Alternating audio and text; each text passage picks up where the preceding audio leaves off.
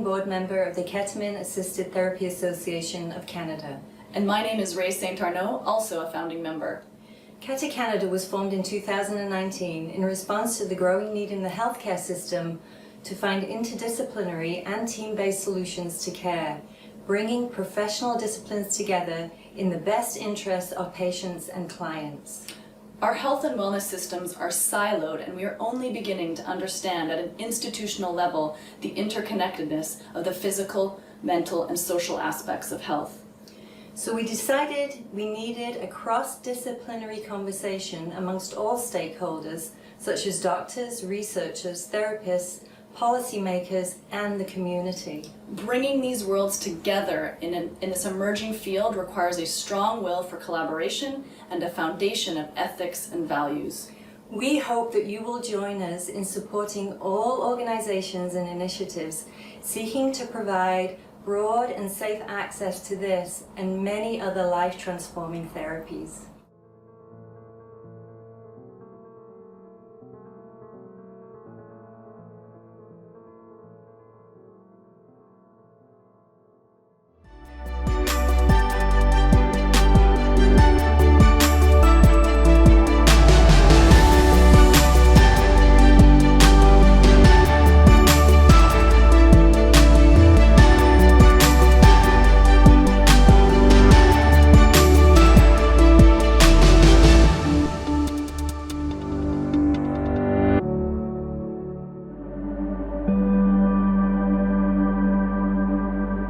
We have long known that psychedelics have powerful healing mechanisms, and we are finally at a place where we are able to explore the healing power in a very safe environment for our patients.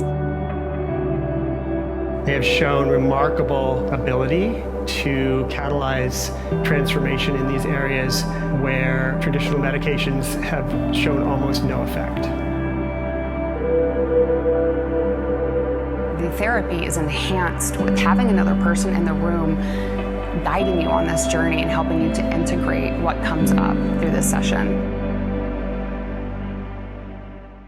Hi everyone, welcome to the first annual World Psychedelics Day. My name is Salome Tabrizi and I'm a clinical counselor, plant medicine facilitator, and integration therapist. I predominantly work with individuals on a 3 to 6 month journey, mostly with ayahuasca and psilocybin.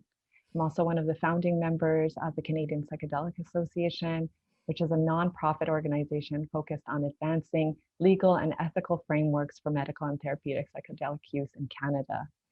Through local, national, and international collaboration, the CPA is inspired by its community to advance psychedelic access by educating and advocating for safe, inclusive practices through the country. I'm very pleased to be your host for the discussion today. We'll be talking about plant intelligence and whether the plants are trying to communicate with us. This wonderful panel and the World Psychedelics Day is brought to you by the International Psychedelics Awareness Foundation, which is also a nonprofit organization welcoming collaborators and allies upholding the values of sustainability, accessibility, diversity, and inclusivity. Any funds raised from this event will help to offset the cost of production. So thank you for being here, for donating and supporting this event, so we can share more education and awareness across the globe. Now, without further ado, it's my great pleasure and honor to introduce our guests for today. I'll start with Jasmine Peruzak, who is one of my colleagues at the Canadian Psychedelic Association. Jasmine was raised on Lake of the Woods, Ontario, and is of the Norway House Cree Nation. She focuses on boreal forest ethnobotany, archaeology, and cultural anthropology. She also studies Amazonian medicine, taught by her maestro, Juan Flores, of the Mayan Tuyacu of Peru. Jasmine shares plant medicine teachings working throughout Northern Ontario and Canada. Jasmine works as a speaker and as a consultant integrating Western and traditional knowledge. She's growing her healing center, Bloom Bay Integrative Healing, through practices that educate and promote well-being and self-understanding. We're also so pleased and inspired and honored to have Dr. McKenna with us. Of course, many of you do not need an introduction to Dennis because of his many years of support and addition and visionary leadership in the field of psychedelics for the past 40 years. He's known for his work as an pharmacologist, researcher, lecturer, and author. He's a founding board member at the Hefter Research Institute, a nonprofit organization concerned with the investigation of the potential therapeutic uses of psychedelic medicine. To list the more than half dozen of universities and colleges he's been affiliated with, all the research organizations and companies he's worked with, the groundbreaking books and box sets, and over 50 papers he's written or co-authored, not to mention the countless conferences he's addressed, would eat too much time of today's conversation. But again, if you look up Dennis, you'll see and have access to all of his work, which is a great gift to our community. I'll also quickly mention that in 2018, he founded the McKenna Academy of Natural Philosophy with a goal of exploring modern and traditional practices, ideas, and technologies that foster the understanding of nature, consciousness, the cosmos, and the interweavings with humanity. And we also have Chris Kilham, who's another visionary leader within the field of psychedelics, someone who has brought in so much wisdom from many different cultures and lineages of the medicines throughout the world. He's also known as the medicine hunter. He's an explorer, lifelong yogi, psychedelic advocate, and media personality. For decades, Chris has investigated medicinal plants among indigenous cultures globally, from Siberia to the Amazon to the Congo. The author of 15 books, including the international bestseller, The Five Tibetans, Chris has appeared on over 2,000 radio and 500 TV programs. The New York Times called Chris part David Attenborough, part Indiana Jones. I would also love to give a shout out to Chris's partner, Zoe Helen, who is an incredible author, facilitator, and plant medicine advocate herself, and who is the founder of the Cosmic Sisterhood. Or Chris, did I say that correctly? It's Cosmic Sister, yeah. Cosmic Sister, and for me, Zoe represents so much of that sisterhood and elevating the voice of the feminine, especially in psychedelics at this pivotal time. Thank you so much to each one of you for joining us. I would like to open up the space, and Jasmine has kindly agreed to share an ikoro with us through her teachings and work with Juan Flores. And so just ground in, take a couple of deep breaths. You can close your eyes as we welcome the sacred into the space. Thank you, Jasmine.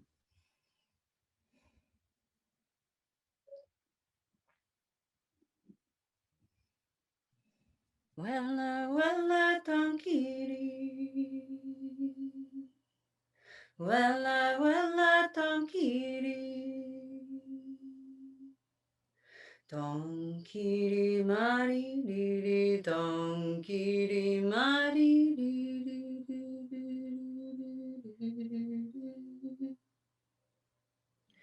Power, power, power,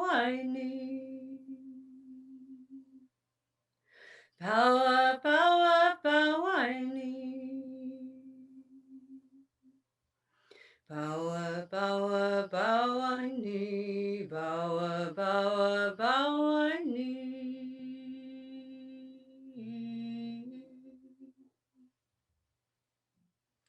Shinane, shinane.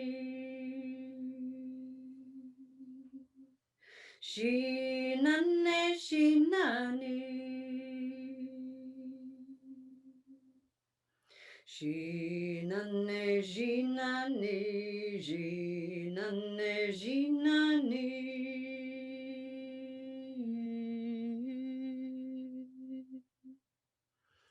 Wella, wella, tonkiri. Wella, wella, tonkiri. Tonkiri mariri, tonkiri mariri.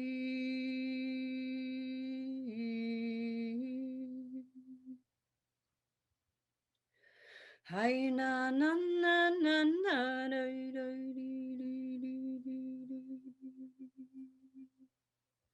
Hai na na na na na dai dai dee dee dee dee.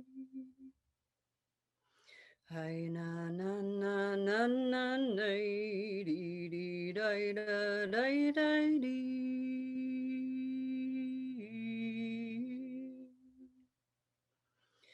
Power, power, power, ni. Power, power, power, ni.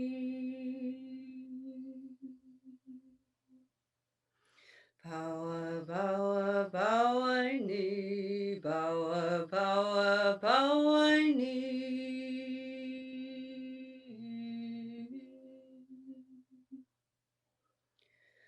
Ai na na na na na na.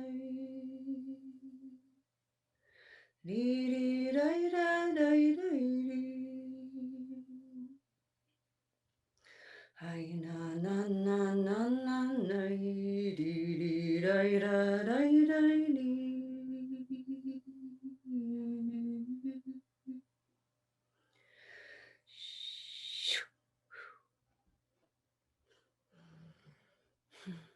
Thank you so Thanks. much. Yasmin.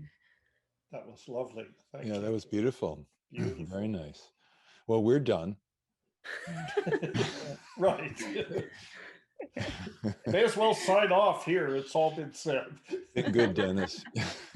Exactly. Thank you so much for sharing that. And we again want to acknowledge all of the Indigenous wisdom and knowledge that comes through each one of us at this time, and is present with us as we, step into this time of co-creation with the plant intelligence. So the first question that I would love to hear from each one of you, starting with Jasmine, is for those viewers who are new to the space, if you could explain a little bit about being an ethnobotanist and your own inspiration for being drawn to this work and what you're currently working on that you're very passionate about. I guess I'm sure these men would be able to best answer, but I learned out of pure necessity.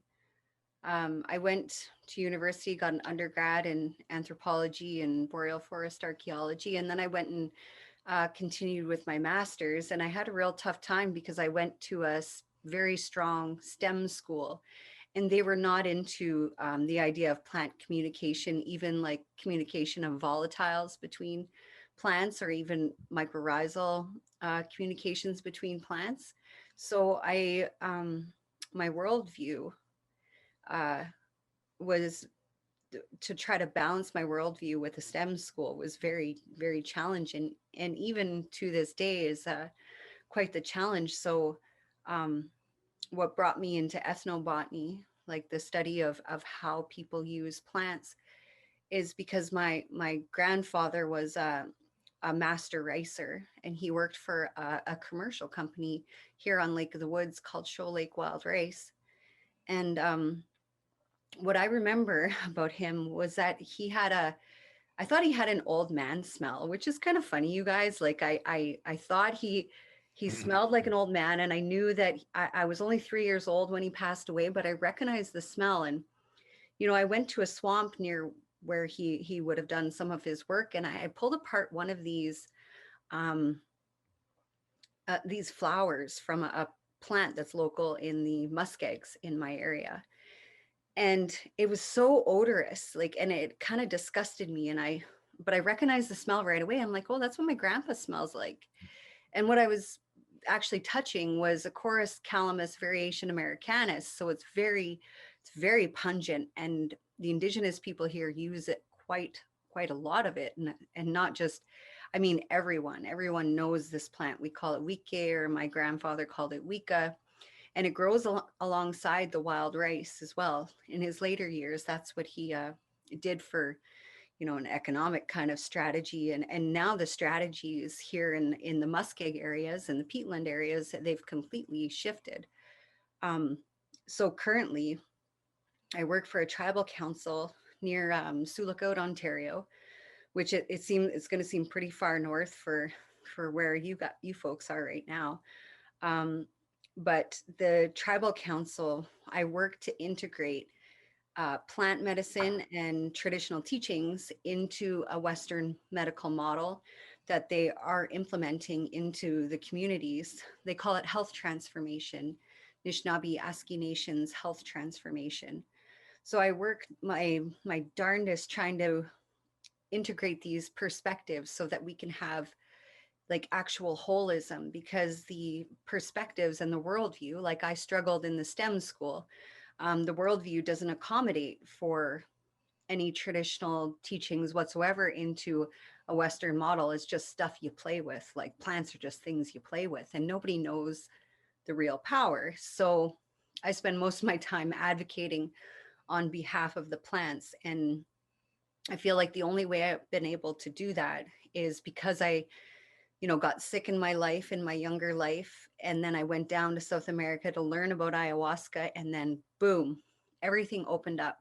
The plants were communicating with me the way in which I always believed, like they were teaching me things. And if any of you ever drank things like Camarinaco or Tawawadi, you know the power of these plants, especially when you're in an ayahuasca ceremony. So I started replicating what I had learned in South America here where I am, because many of the, in my opinion, the traditional healers, they seem like they're just playing with plants. And I wanted to do something that was real and effective. And it was very real and very effective. And I've been following Dennis for years. Don't tell him, but really, like it's very necessary for my work to integrate many of these.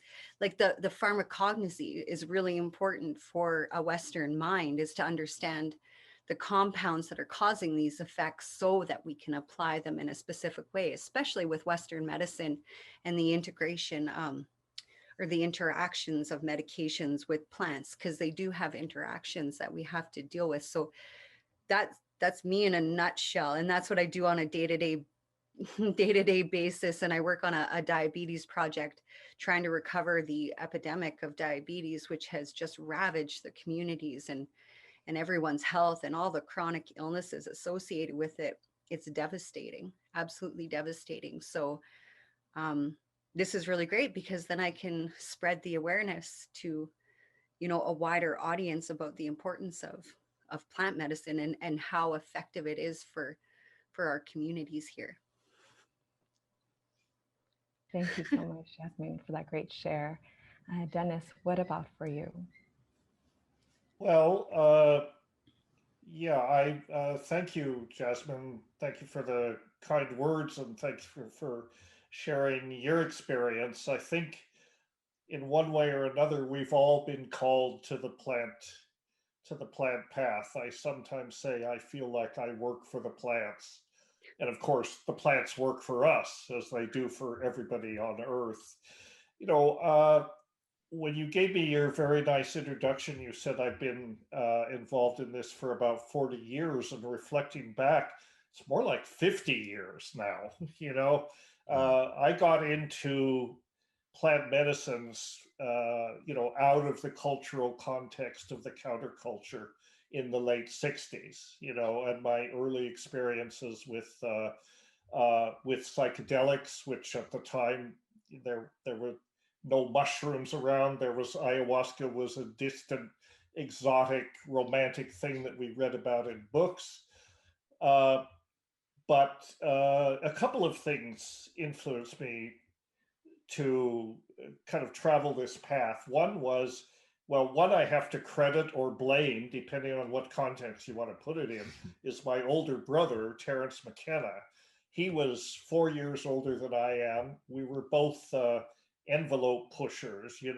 Our parents were most dismayed that we were such weird, nerdy kids and interested in all the wrong things as far as they were concerned, but he he left home early and went to Berkeley to the university before I was even out of high school. And actually we got along a lot better after he'd left home. My ancestral, or my family home in Colorado we became much closer. And as he got interested in psychedelics, so did I. And he shared that with me. And one of the catalysts, I think, that led me to understand that this was going to be my life's quest was that he introduced me to DMT at age 17, I think it was. I went to Berkeley in 1967, the summer of 1967, the summer of love, man. I mean, this is when it was at the top, right?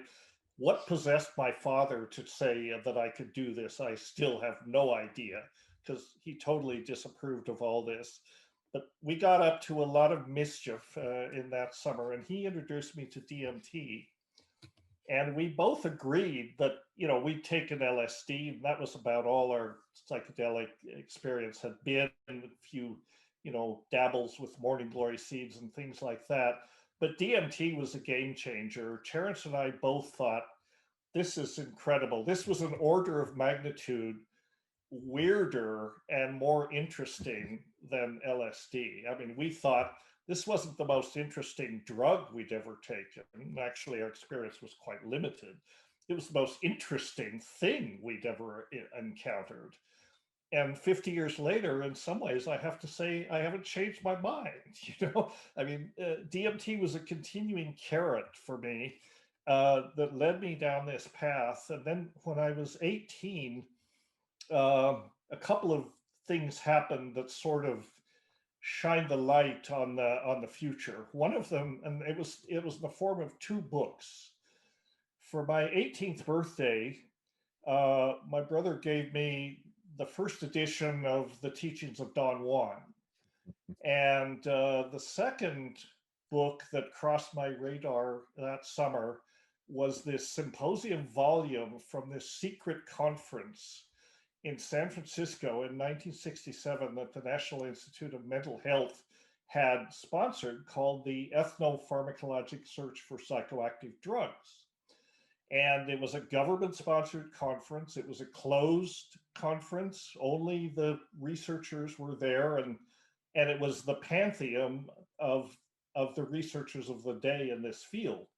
There weren't that many of them in 1967, but R.E. Schultes, who is, the famous ethnobotanist at Harvard, that's a hero of everybody in this field, Chris, I'm sure, I certainly hold him in high esteem.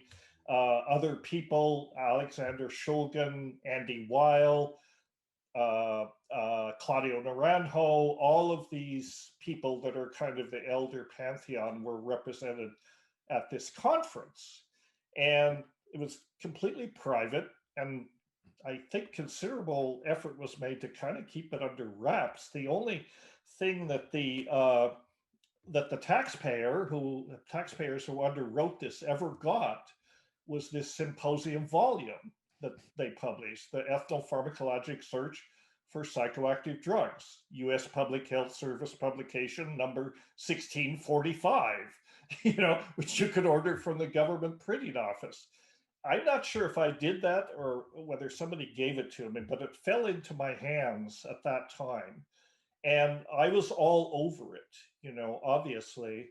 And these two books kind of laid it out for me, because the Teachings of Don Juan, Carlos Castaneda, even though I think there's consensus now that much of it was made up,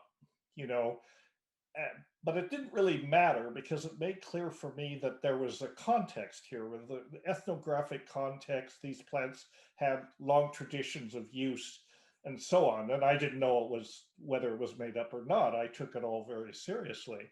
And, there are elements of truth and elements of, shall we say, embellishment in Castaneda's teaching. But for an 18-year-old, I was very impressed by this and realized that, these are these psychedelics, which everyone was excited about in the late 60s, nothing new. They'd been around for thousands of years, and the indigenous people, have had this wisdom of how to use them for that long. And then the ethnopharmacologic search for psychoactive drugs was the more hard science, ethnobotanical, ethnopharmacology side of it.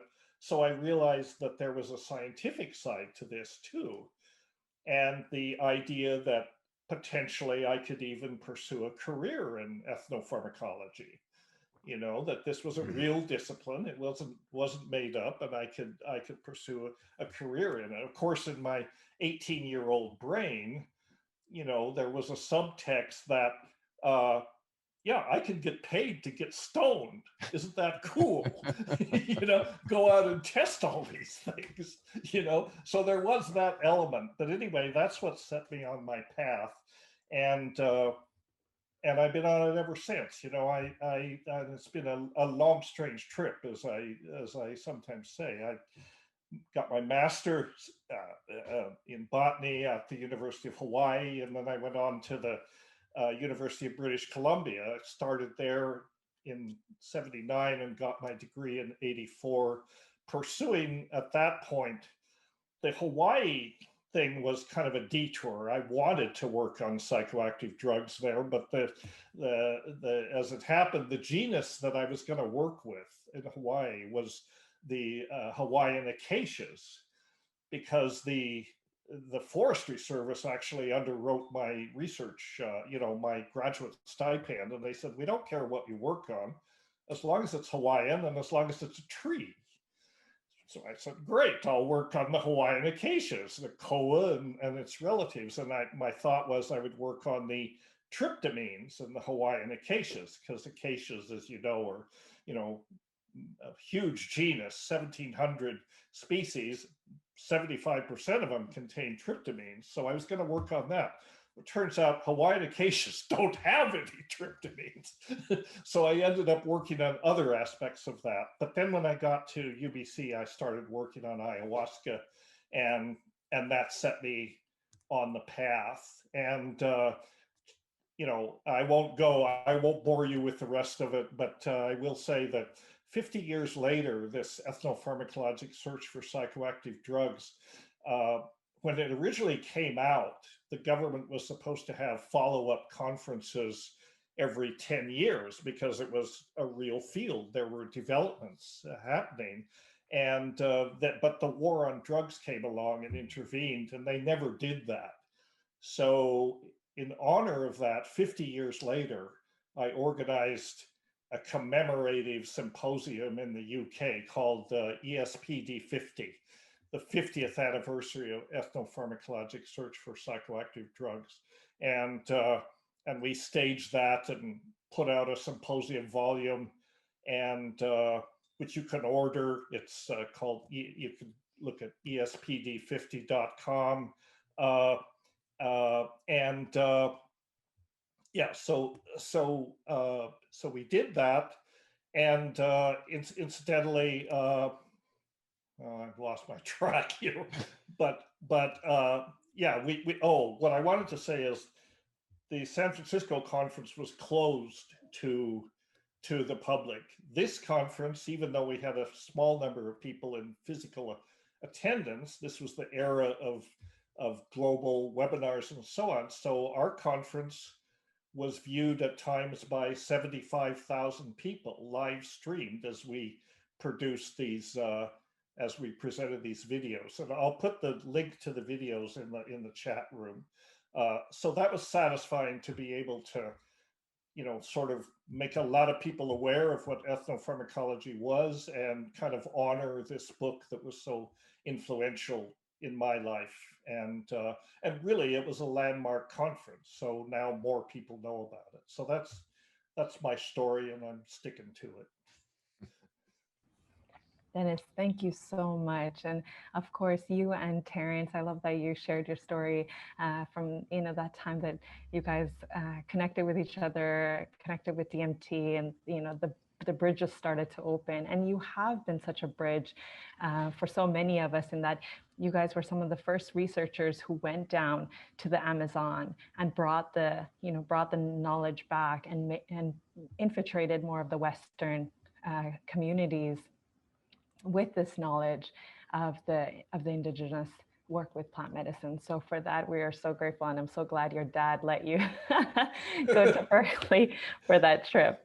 I am Wonderful. too. I'm sure he regretted it, but I was grateful that he let me do it.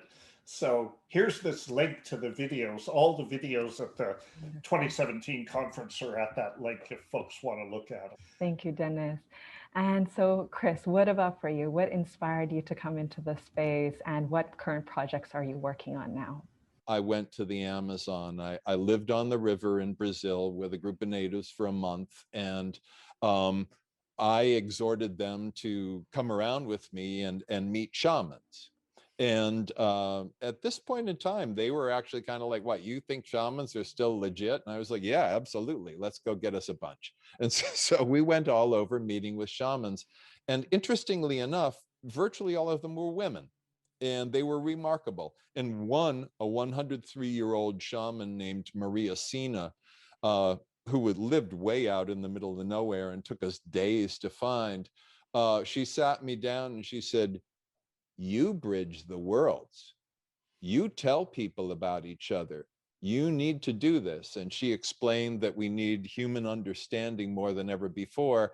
And in her mind, I was at least one of the many ideal people to do this. So I've made media a critical and key part of all of my work for, well, about 40 years now or so. TV, radio, magazines, newspapers, seminars, appearances, public speeches. I was on Fox News as the medicine hunter in 100 countries for 9 years, and introduced the Fox viewing audience globally to ayahuasca, to much more information about cannabis, to ibogaine, to a great many different things, to psychedelics being valid medicines, and was very fortunate that it was just enthusiastically well received. So that's a really not entirely, well, certainly not a linear description of what I've been up to, but it is a description of what I've been up to. And I want to get past this COVID-19 pandemic travel problem that the world has, in addition to people dying by the thousands every day, and get back to Malaysia and Thailand and India and Vanuatu and down to the south, to the Amazon, where I've been about 35 times so far, and just continue the work with the plants. Great. Thank you so much, Chris. Sure. And as you both have shared, we definitely do rest on the shoulders of the giants. And, Dennis, you talked about, of course, you and Terrence, Chris, you being a visionary leader in the sphere, Alex Shulgin, Claudia Naranjo.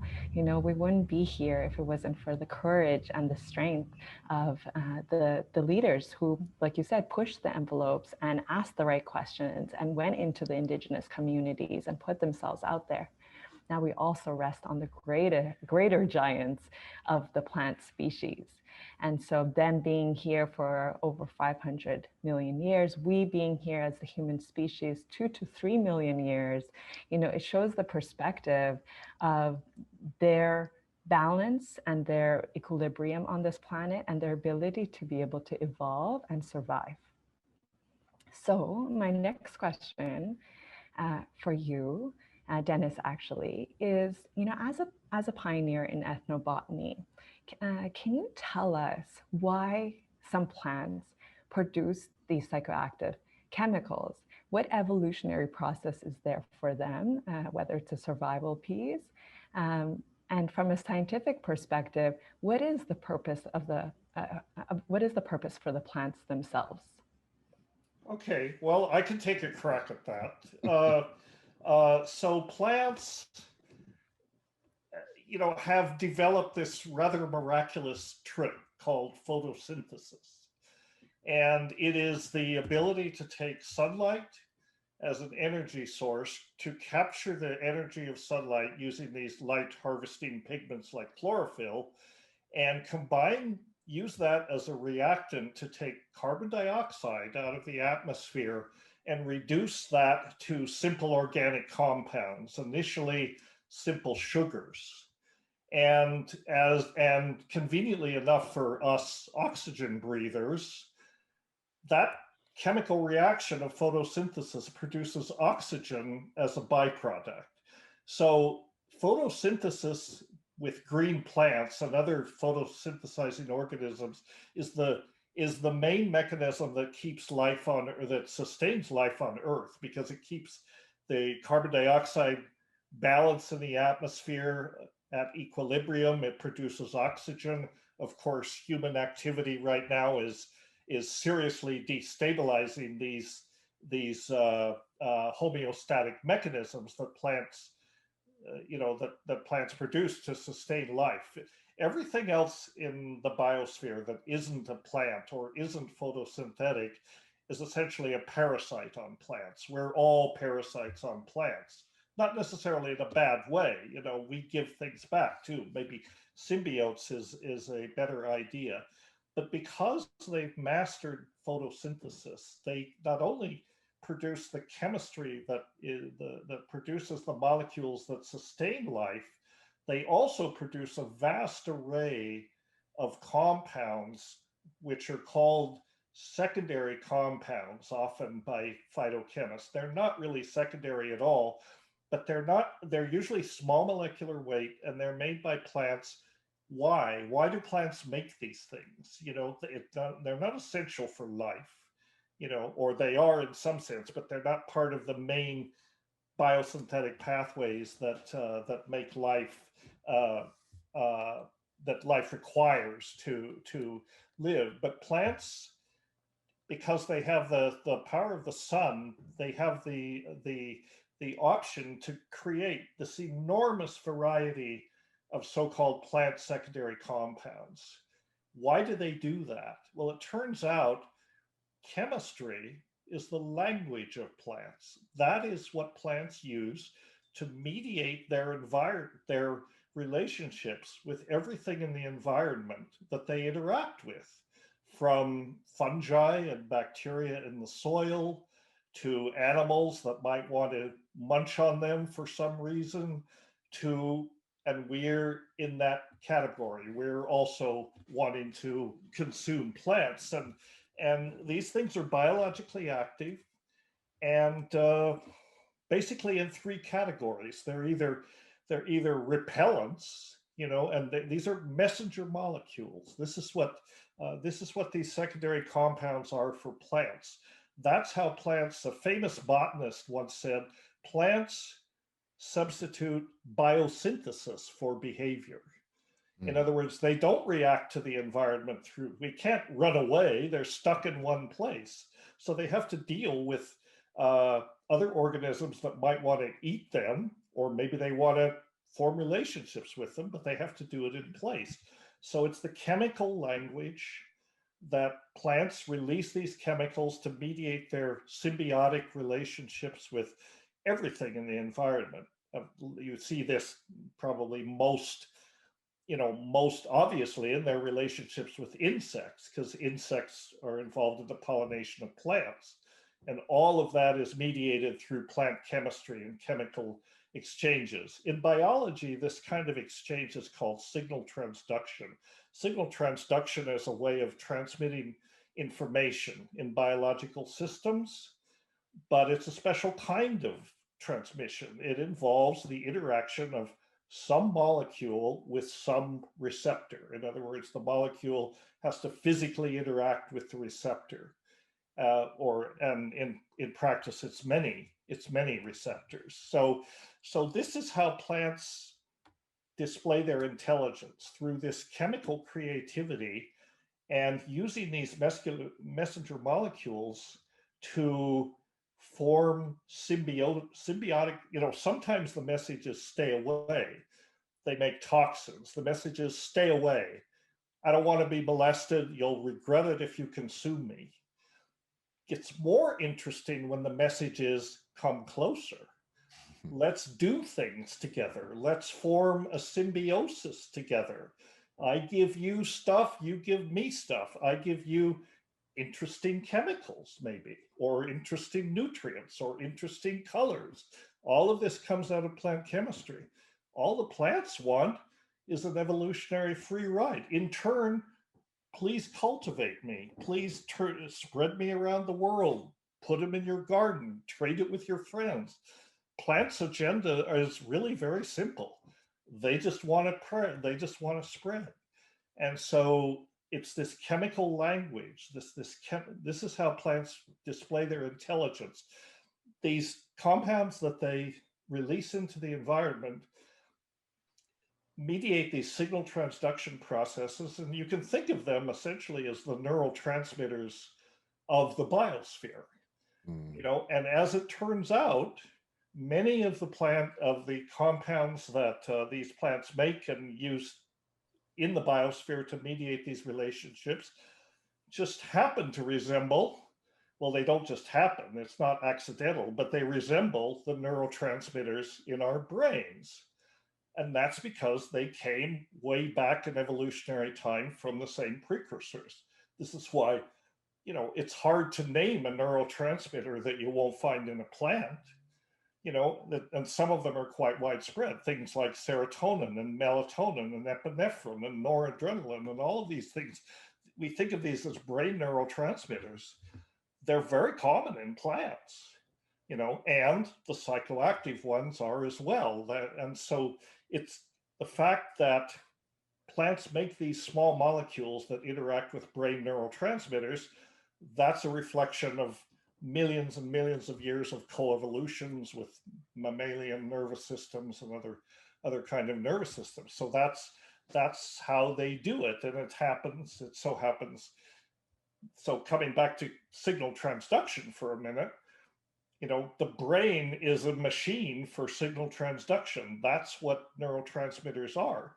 So these plant chemicals that the plants release into the environment on the ecosystem level have been essentially internalized into mammalian nervous systems and serve a similar signal transduction neurotransmitter-like function in the nervous system of mammals, of which we happen to be one. So then plants produce these chemicals, and we are curious monkeys, right? We're curious monkeys.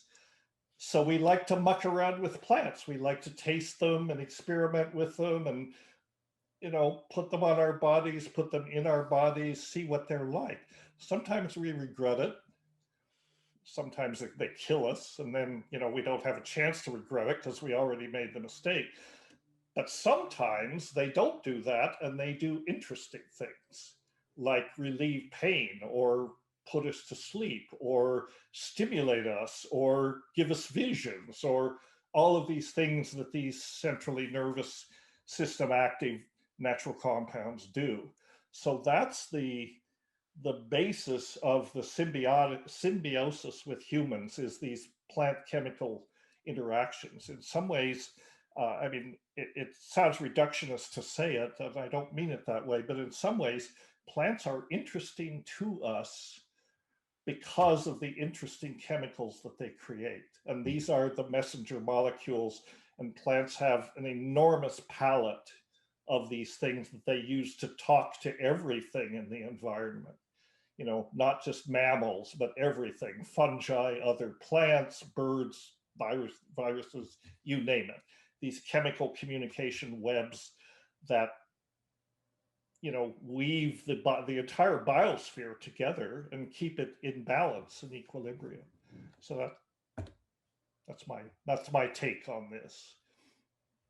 Excellent, Dennis. Thank you so much. And some important points there in regards to plants being able to communicate. As you said, they're not mobile, they don't have behavior, but they're still communicating through their chemicals, whether it's the mycelium network or whether it's airborne molecules. And exactly. I love that you said that they communicate not only repelling. So, I've started researching some of the canopy shyness where, different plants actually emit chemicals to be able to have more space for sunlight, or to be able to have more space for soil, or their seeds to be, to have more place for cultivation. But also an interesting piece that you said is plant kinship, of how they actually attract each other to work together in a symbiotic way, or to warn each other of insects or fires, and or pass nutrients to each other in this kind of collaboration of survival. So it's just fascinating. And that's this kind of ecosystem-wide system of signal transduction, kind of a mirror of what goes on in the brain. But of course, in the ecosystem, it was around 70, 75 million years ago or earlier. Complex nervous systems are much more recent. For example, if you look at the evolution of basidiomycetes, which are not plants, but they produce psilocybin, interesting compounds like psilocybin, it's pretty clear that psilocybin had function in the ecosystem long before there was any primate or any even mammal with a nervous system that could take advantage of it. It had other functions. It was around for a long time. And that's often the way with these secondary compounds. They serve multiple functions. And as evolution goes on, they become adapted to different kinds of signal transduction processes. So, yeah, this is plant intelligence. Yes, yes. Can Beautiful. I ask a question, Yeah. Salome? Mhm. No. It's just because I'm aware of all of the communication techniques that you've spoken about. But why would my STEM school that I had gone to years ago, why would they have rejected such very clear, sought out information? Like that's where I get tripped up, where it's like, why would you stop this knowledge transmission? Like maybe I went to the wrong school or something. You went to the wrong school, and you're probably within a context of reductionism and that sort of thing. But there's nothing woo-woo about this. I mean, No, this that's what I this thought. is just science, and you can study it. I mean, there is a whole discipline called chemical ecology. There's even a journal of chemical ecology. So there's nothing there's nothing non-scientific about this. The work of one of our UBC researchers, Suzanne Samard, that you've probably heard of, she studies essentially the internet of the old growth forests, these networks of mycelial and mycorrhizal relationships that can transmit signals throughout the forest ecosystem and actually lead to a situation where the forest as a whole responds to threats in its environment, and this can happen on very short time frames, so why you just didn't go to the right place, I'm sorry. But then probably there wasn't the right place. This is just beginning to get respectability, but people have been studying it for a long time. Yeah. Exactly. And Jasmine, I'll pass this question over to you. Let's shift gears a little bit into the relationship between humans and psychoactive plants. So we talked about plant communication, but let's talk about what plants, especially psychoactive plants, have to say to humans, especially with your work with Juan Flores when you were down in the Amazon. What were some of your perspectives, and also from your Cree lineage? The best way I can explain some of these concepts are through stories. So I had a ceremony where I was inside of the ayahuasca and the chacruna plants, and really it was just a bunch of patterns on the wall and wavy motions of rainbows. And then there were two people and I couldn't see their face in there. And I said hello, and they said to me, we think it's amusing that we have and I don't know, it wasn't in English. They thought it was amusing that they could interact with us the way that they were. And that was early on in my ayahuasca learnings. So they were educating me about how we are essentially one thing. Like we cannot be separated from our environment. Like those plants said, wow, we can work with you. And I think it's so funny. I think it's really great. And I think it's great that you're doing this. And I'm like, wow, you know, I was young and I wasn't sure about anything. And so it gave me this confidence to go further. And in my land, in the area of study of interest for me, they're the muskegs and the peat bogs. And there is no separation between the people and the peat bogs because the peat bogs house moose kind, caribou kind, deer kind, and they eat all of the plants that are in these types of areas. And then also these peat bogs, they sequester a lot of carbon, and so destroying them at all releases a lot of CO2 into the environment because, like Dennis was saying, there's this interaction between animals and fungi and plants where plants exhale what I inhale and they inhale what I exhale, and there's a balance about it. And mushrooms are very closer to us because they respire, you know, not with lungs but in a very similar way. So um, these are these interactions without this totality, without this sense of holism. It doesn't matter how we think about it, it's just what's happening. And in my area, as you know, the peatland is destroyed for things like mining Mm. or hydroelectric dams or just roads or logging. We lose a part of the identity of the people with these plants. Like we lose everything. We lose the place where animals grow, where we get clean food, where we get clean air, where we get clean water. Like it's all one system. And so as I sat by the muskeg, and as I do almost every day, I live in an area. Actually, I bought property for my healing center that it has a lot of muskeg on it. As I sat there looking, I was like, oh, I'm not separate from this place. And then I heard in my mind, and it was very much like an ayahuasca experience, I heard it just wants to eat me. Like the whole being, like the muskeg itself is a giant being that wants to come and eat me, because that's its job, is to degrade with its detritus and to consume. Like there's many carnivorous plants that eat, you know, insects. We say animals, but they eat insects and they have these enzymes to decompose them. But we use those same plants locally here to be able to recover a lot of, you know, gastrointestinal disorders or any issues with the lungs. Like we use, this is my whole life to have the muskeg. So they're, the great thing about the ayahuasca is that it just allowed me to connect deep with my heart, so that when I go back to my land, I can see, I'm like, oh, of course, like I need you, you need me. I promise I'm going to return to the muskeg one day, but I'm not done with my vehicle yet. So um, I hope that, I hope I didn't go off on a tangent there, but I thought that was really, it's really important to note that it's for all of us. It's not just for me. There's, I think 60% of the world is covered in boreal forest, and a good portion of that has a ton of muskeg, a ton of peat bogs that sequester this carbon. So let's not destroy. Let's not destroy it. And it's a confusing political economic issue where I am, like physically where I am.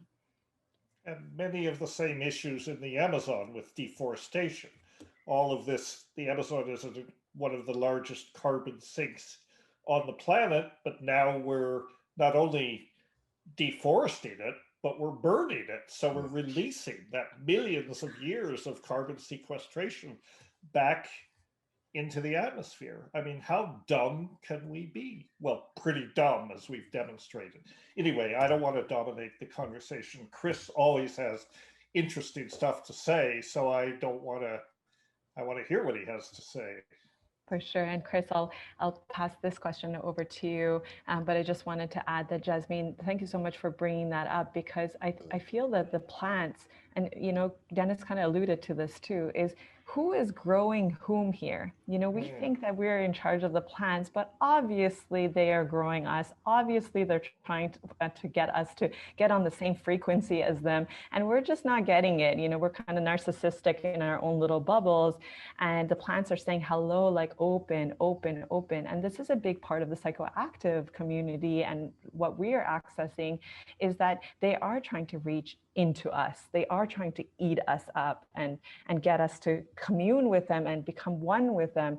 And so, you know, Chris, I would love to hear your thoughts on, or maybe just share with us, like, how many psychoactive plants are there? And from your own experience, yeah, what are they trying to communicate with us?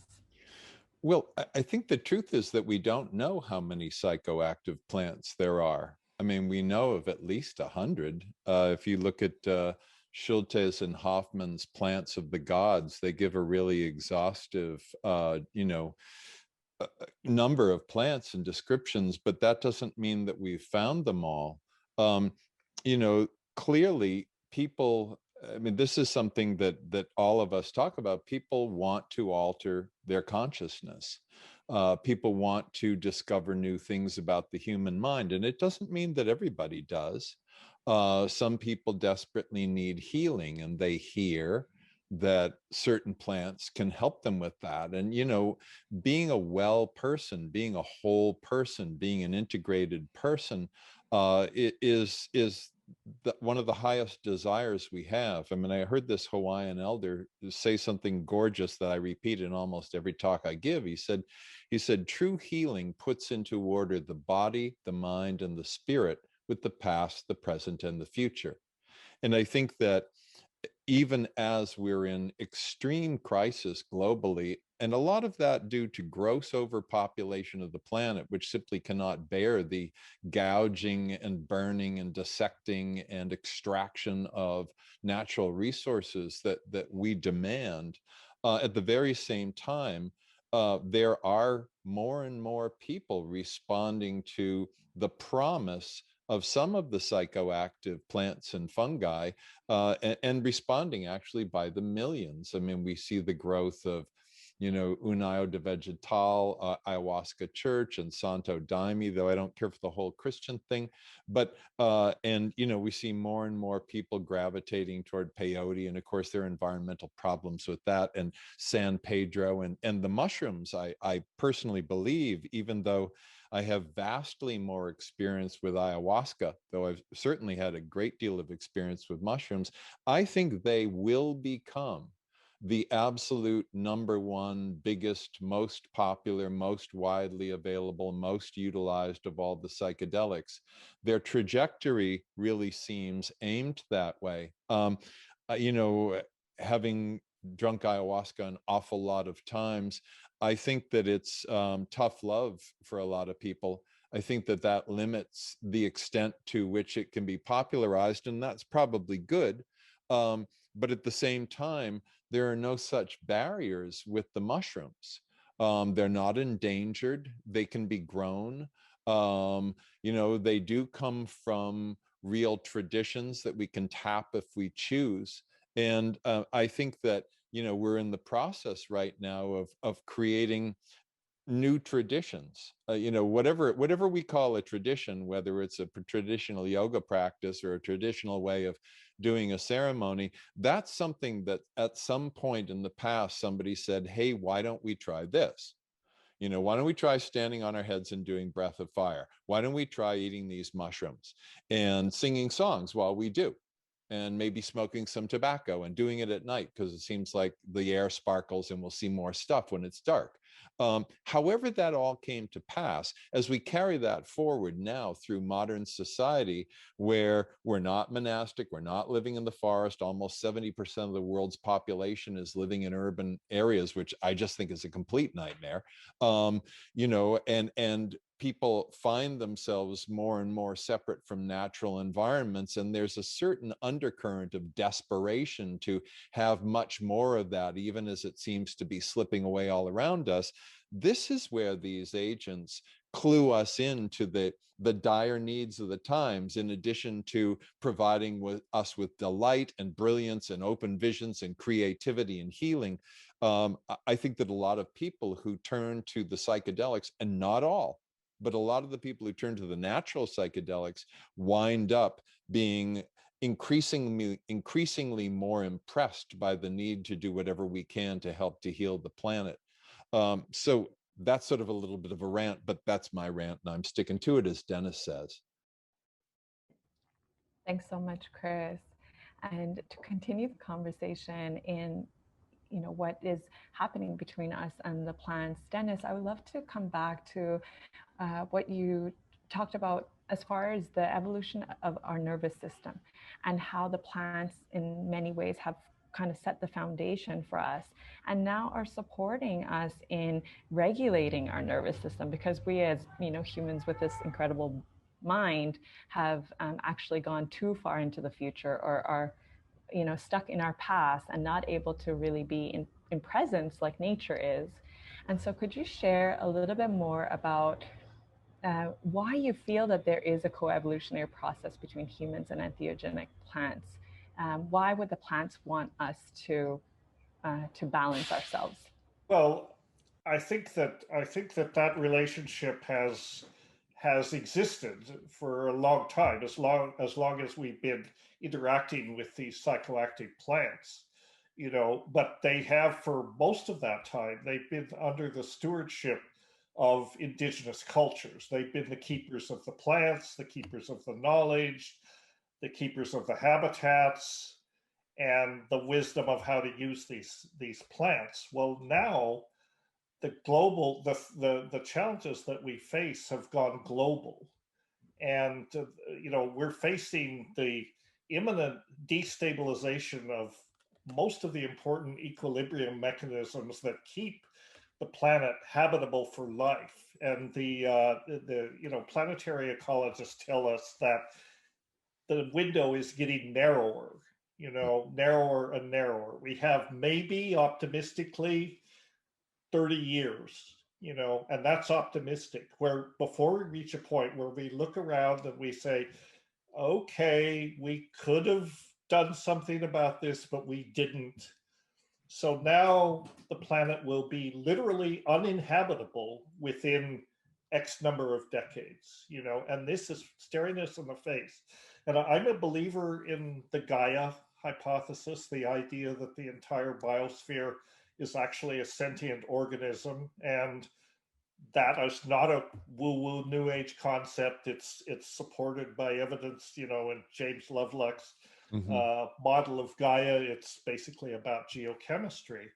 But I think the biosphere does what it can to try to maintain conditions on the planet compatible with life, or at least habitable with life. And we know it's gone through huge fluctuations over the course of evolutionary time. There have been periods, in the past where 97% of all organisms on the planet went extinct, and what that has meant in the past has been, a huge, great dying, like 250 million years ago.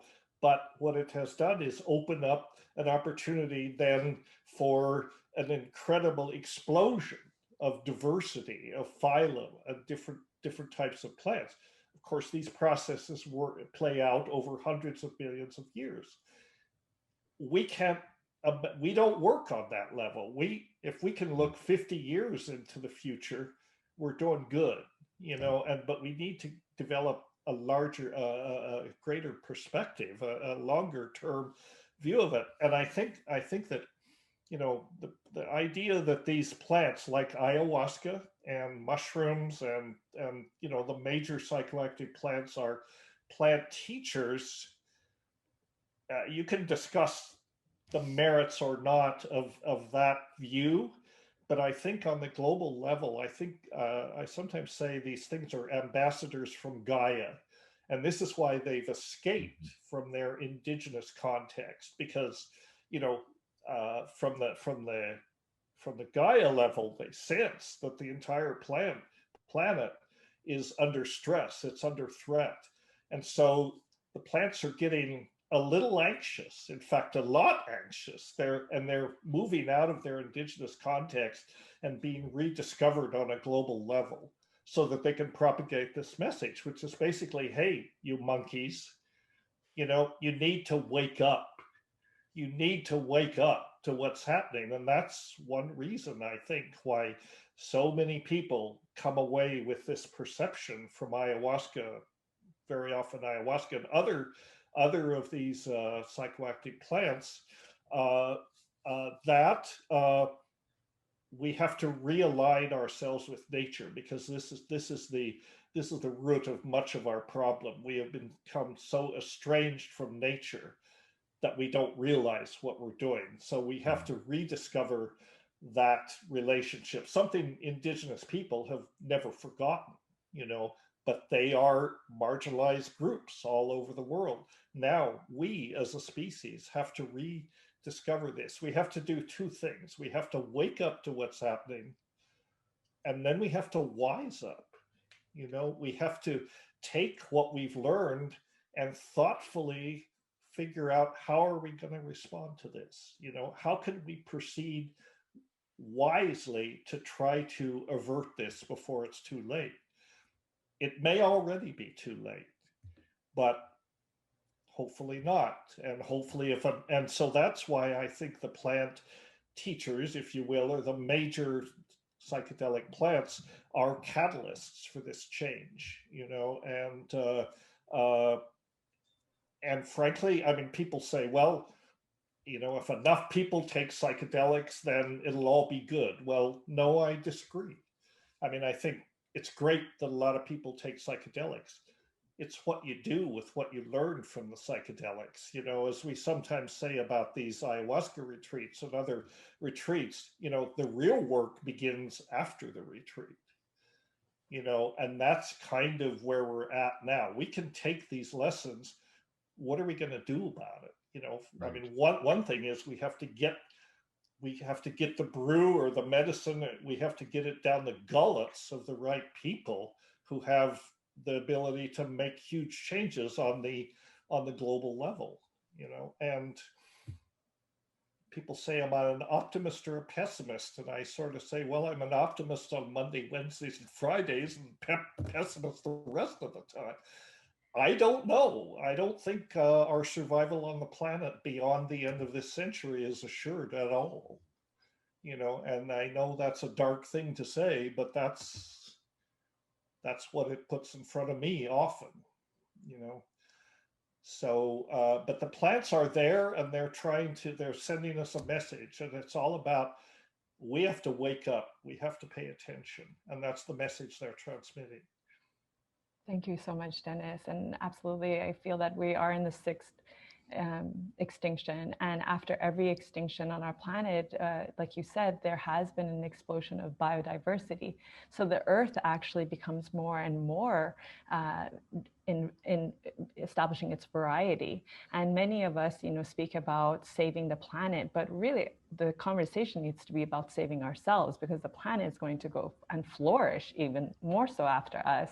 But this is a shift into, what are we doing for our own species, and can that be done in the next 5 years? Really, like, there major shifts need to happen in that time. And I remember we were at the World Ayahuasca Conference in 2019 in Spain, and both you and Chris were there, and I sat with Alex Polari. And I oftentimes bring this because it's so important to share the messages of, what Aya and the guidance of spirit comes through us during those ceremonies. And it was a very difficult ceremony, 8 or 9 hours of just crying, seeing the atrocities that are going to take place on the planet, potentially in regards to food shortage, lack of water security, so much death due to climate change, whether it's the fires or the earthquakes that we're going to see as the earth starts to shift. And, the message was that if humans don't go into enlightenment, we actually won't survive. And this is aligned with a lot of the prophecies that are that are shared with us, the Hopi prophecy, the Kira prophecy, the Kogi prophecy, that if we don't go into presence, if we don't go into calm, if we don't go into regulation of our actual systems, if we don't clear our traumas, we won't make it. And so if that's not a message, like you're saying, to awaken, I really don't know what is. And I also say this with a grain of salt, and I'm so grateful to be here. And I think all of us understand that this is a gift to be here on the planet at this time. And there's incredible responsibility. So I'll pass one more question over to Jasmine, and then I would love to have closing remarks. So Jasmine, of course, we, as you guys have shared so eloquently, plants optimize their relationship to their environment continuously. They're always in this state of optimization. And this is with the fungi and the bacteria. And because they've been here much longer, as we've discussed, what can we understand and learn about the fungi and plant network for the survival of the human species? Even within our own gardens, even within our own land, as we steward the space that we are on? That's a big question, Salome. That's a like, can you shorten it? Maybe just Sure. Like, Sure, especially in regards to your research in the boreal forest and how, like you said, the symbiosis of the plants happen. Can you share about the fungi networks and the plant networks and what we can learn in that way and what it means for the survival of the human species? Like everyone was saying, we're always battling for homeostasis to remain balanced, and the plants have a wonderful inherent techniques. They have many techniques to be able to keep these balances through plant communication, through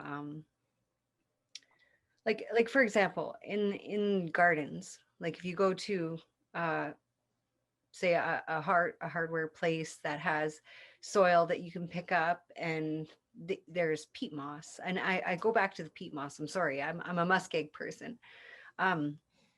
But when our gardens in our homes or outside our homes become depleted, we use a lot of peat moss because it does a lot of that fixing of nitrogen, because there is a lot of fungus that lives in the peat bogs, because, and you know what, it's not through the whole thing, but a good portion of it, the top portion, is going to have a lot of fungus. So the garden naturally will balance itself if it's given everything that it needs. So it needs a lot of detritus. It needs a lot of balance that way. But if we look at a garden the way we look at ourselves, we only cover a small portion of the earth. There's a lot of unchecked in places, especially in Northern Ontario where I am. There's a lot of space and a lot of food.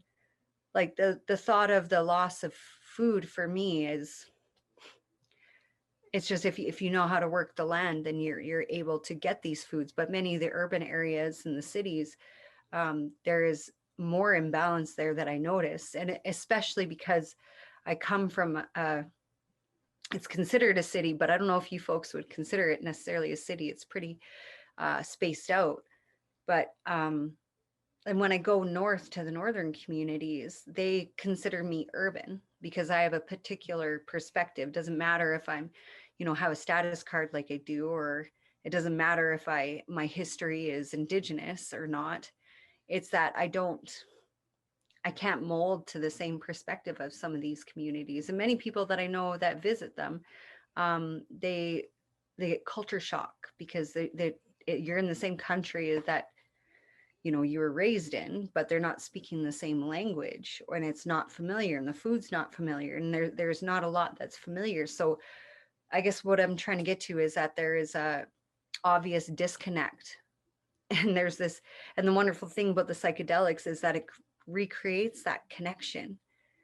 So I always felt like I didn't like to live in a city with a lot of concrete because I felt completely separated. I can't go for a barefoot walk in the bush like I normally would where I am. I can't connect the way I want to. And those are scientifically proven concepts too, to walk barefoot on the land like that, the exchange of free radicals with my body. So there's this large disconnect that I feel that psychedelics can remedy, but many of us won't even hear it. Like many of the folks, especially in my hospital, they wouldn't even consider. They wouldn't even consider any of these things. But psilocybin's actually taking a very big role in many of these people's perspectives because it's just that the advertising is getting out there. Therasil and many of these companies that are promoting the use of the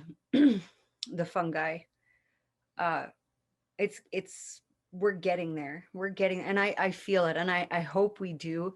I don't want to think of the terrible world that can happen. I want to think, no, my land is going to strengthen me. So I'm pretty passionate about it. So I just thank you for hearing that. But it matters to me, this sense of separation and trying to come back together. And that's what's great about medicine in general. And even the songs too. The songs, they hold my heart. So I was glad to share that with you. Thank you so much. Yeah, that essence of connection and just being able to walk on the land and to learn how to work with the land, eat directly from the land. You're an example of that.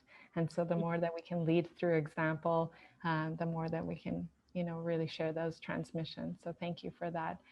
And in closing, let's go to the hope, to the joy, to the love. And Chris, please share some of your final words around, what you hope to see for the future. What would really the vision of the ideal Earth, the new Earth, look like? Well, I have to balance that with what I actually see and experience out there. I don't think of some of the problems we've described as the future. They have arrived and they're in full order right now. So what we need is an actual global reversal of massive trends of population, of consumption, of how we place value, inequity between women and men, gender equality, a greater understanding of Indigenous people and the need to help to preserve and protect them, and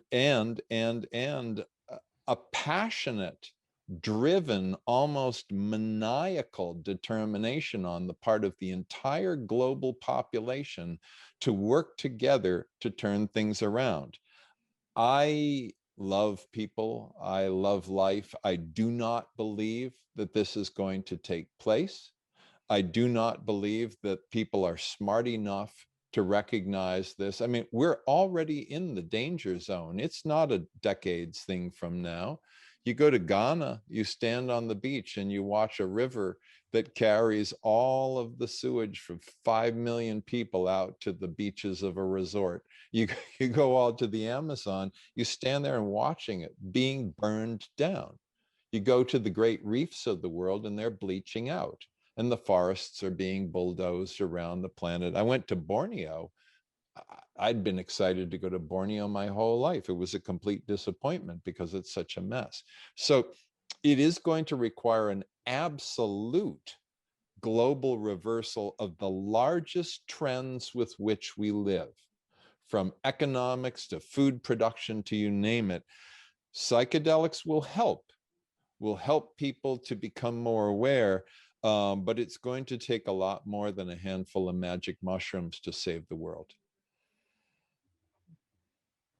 Yeah, thank you so much for that. And absolutely the complete turnaround. And I appreciate your words around being, all of us kind of have to become obsessed with this one piece, which is survival. And until then, things won't completely be turned around, but that's what it really needs to be taken. So on that, Jasmine, please share your vision for a potential new Earth, and then we'll end with Dennis. I suppose I'm going to come from a family place, a place of family where I have great hopes. I don't know what's going to happen in the future. I know that, the struggles of the pandemic have been very challenging because I got completely shut down. Like I can't visit any of my northern communities because of it. So as things shift, I'm hoping that we keep our hearts in everything. Like I really need that. I really need that. And not just me, but when I say me, I mean everyone I'm around. We need this connection of the heart. And I have to have faith that that the earth will take compassion on me, because I'm not in control of anything. I can do what I can with my body and make sure that I'm doing things respectfully, which, I was taught to do anyway. And the terrible thing about everything is the poison of fear. Like this is, Frank Herbert said the greatest thing. He said, I will not fear. Fear is the mind killer. I will face my fear and let it pass through me. I have to sit with that every single day as I try to go to the grocery store, as we try to, just get some semblance of normalcy.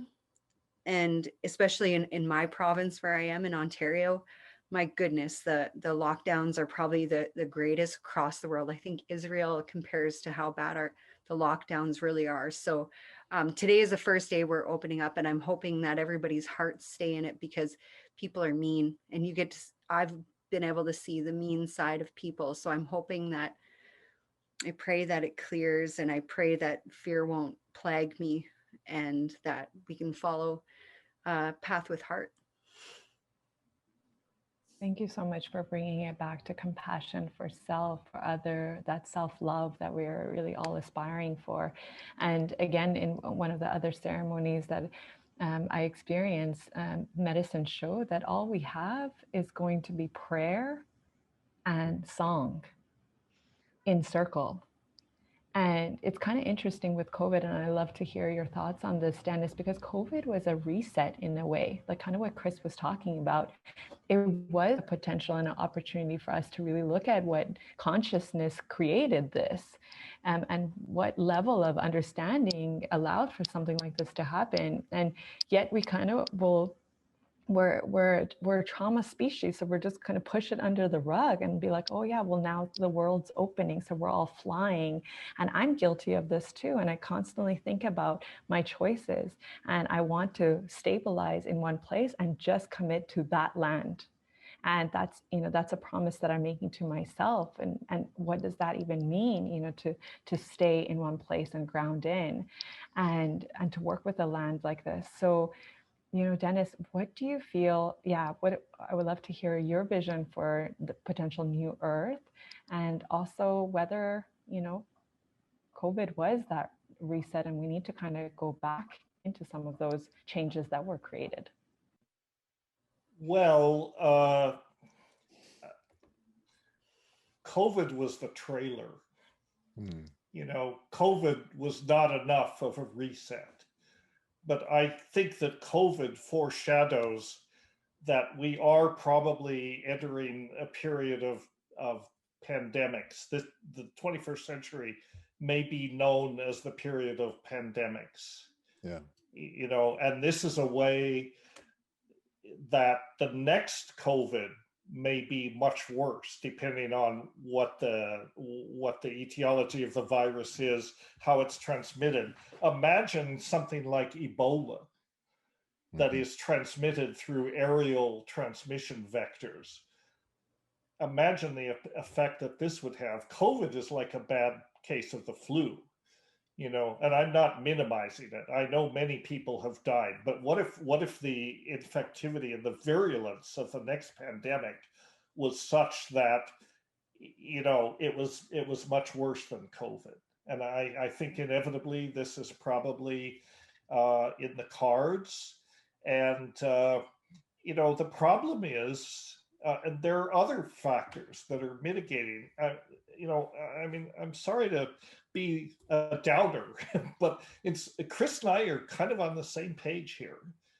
We're thinking that basically the monkeys are not going to wake up.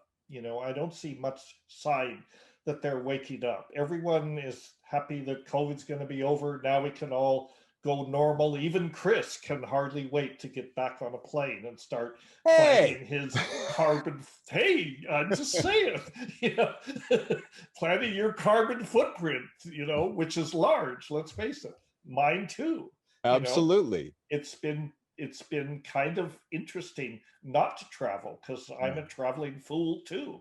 Not to the degree that Chris is, but I do a lot of traveling when things are quote unquote normal. I think what we have to understand is that there are Gaia level, there are planetary level mechanisms at work here that are going to reset the situation. I do not worry about that life on the planet is going to go extinct. Sometimes I say Gaia is one tough bitch. Life is going to survive on the planet. We may not, because Gaia has a way of identifying the pathogens and eliminating them. Like any organism, there's a planetary-wide immune system. Right now, we're the infective agent. We're the ones that are screwing it up. If we went away, the planet would heal itself in a relatively short time, on planetary scale. A few million years it would take, but it would restore balance. And maybe that's what needs to happen. I mean, it's a hard, it's a hard thing to argue because you're talking about the benefits of mega deaths of potentially billions of people, and who wants to argue in favor of that? I mean, that's why sometimes in my darker moments, and I have more and more of those lately, I find myself thinking about the potential benefits of massive asteroid impacts and this sort of thing, which would not wipe out life on Earth, but it would wipe out most of us, and maybe that's a good thing from the perspective of evolutionary time, and the planet's going to accomplish this reset. I think something that's interesting. Many interesting things about the crisis that face it, but I was reading an article not long ago about the plummeting rates of fertility happening everywhere in the world. Everywhere in the world, they're down, not by 10% or 20%. They're actually plummeting to significant levels. And a lot of that is traceable to the phthalates and the pollutants from plastic, which permeate the environment. Yeah. Maybe this is Gaia's way of resetting. And that's much kinder in a certain ways than some global catastrophe like an asteroid impact, that takes a few generations. And I've read articles lately that talk about the crisis of the falling population and how are developed nations going to deal with that. And I'm like, this is a crisis? This is what we hope for. This is what has to happen.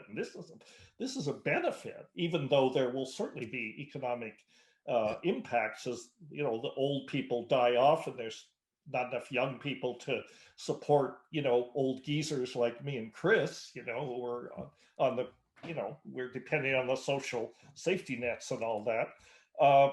But so, like I say, I think I don't know. And for one thing, I think we have to acknowledge, and this is something that the plants have always said to me. The big message I got on a couple of ayahuasca sessions and regularly since is, remember, you monkeys are not running this show. We are not running the show. Nature is running the show, and especially the plants are running the show because they're sustaining life on Earth. I just don't know how it's going to play out. I have to say I'm pretty concerned. But as you said, Jasmine, fear is not the solution. Desperation is not the solution. But at some point, there's going to have to be a massive reset where we as a species, pull our elbows in a major way and stop depleting the resources. And if we don't do it, the planet will do it for us. And I think that's what the rest of the century may be about. And I don't know. I mean, it's tempting. People like Chris and me, we're like the iconic figures. We're supposed to be the people propagating an optimistic message, a message of salvation and healing and evolution and all that. It gets hard when you look at what's going on the earth to, you say, I can't really sell that idea anymore. And so I am concerned. Everybody should be concerned. Unfortunately, many of the people that control the economic levers and other types of mechanisms that could actually maybe affect some change on a global level, they seem among the least concerned. And that's a bummer.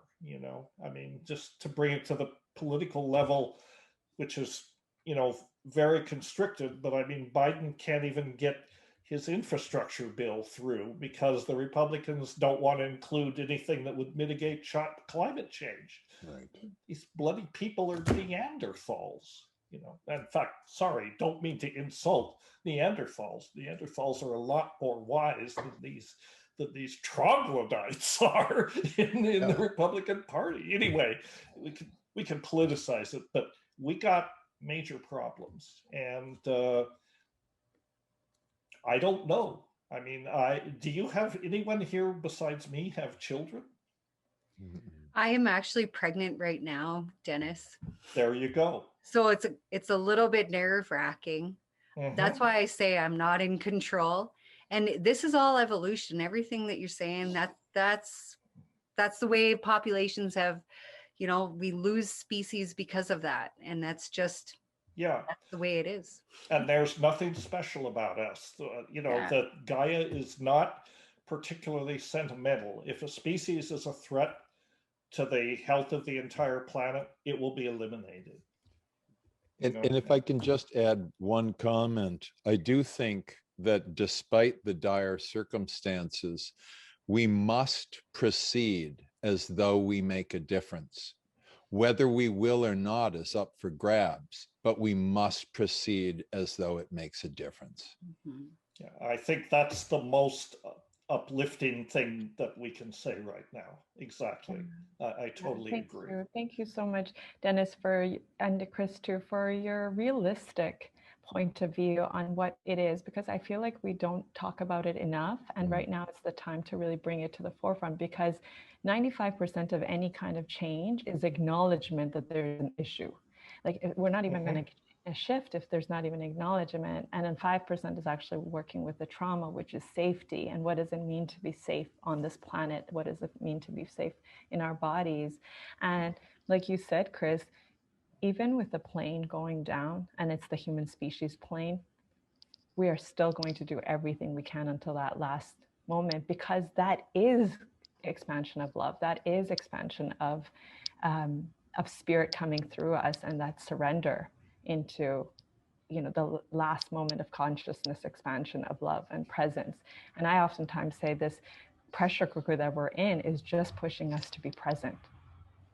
Really, that's it, to breathe and be present in all of this. So with that, we share the message of hope until the very end, but also with realism and the power of our mind. And the medicines keep showing us that we are creators. And so how do we really align our mind into a shift that's better and that's supportive and compassionate for every living being on this planet? And that's the on challenge. that note, amen. Yes, thank you. And on that note, I would like to bring our incredible panel to to completion. And thank you to each one of you for sharing your time and your wisdom and your energy and transmission and leading through example of love. Thank you all. Thank you. Thank you, everybody here. Thank you, everyone. I appreciate being here. Thank you. And please stay on just for a few more minutes. And I'd like to also thank, of course, the organizers of this incredible event, the team of the World Psychedelics Day, the volunteers, the sponsors who made the event happen, Marigold PR agency who was helping to share the videos on a more global level, and especially a thank you to Shannon Smedella and Kath Carter, who have worked effortlessly on creating the content for the panels and the questions. I know it's so much work and we so appreciate it. If you would like to rewatch the videos, you can go to the World Psychedelics Day website and access them there. And again, all of your donations and contributions really support the cause. Thank you so much. And we look forward to connecting with all of you soon. And thank you to everyone in the community who's doing the deep work at this time. Really appreciate you. Thank you, Salome. Thanks so much. Thank you.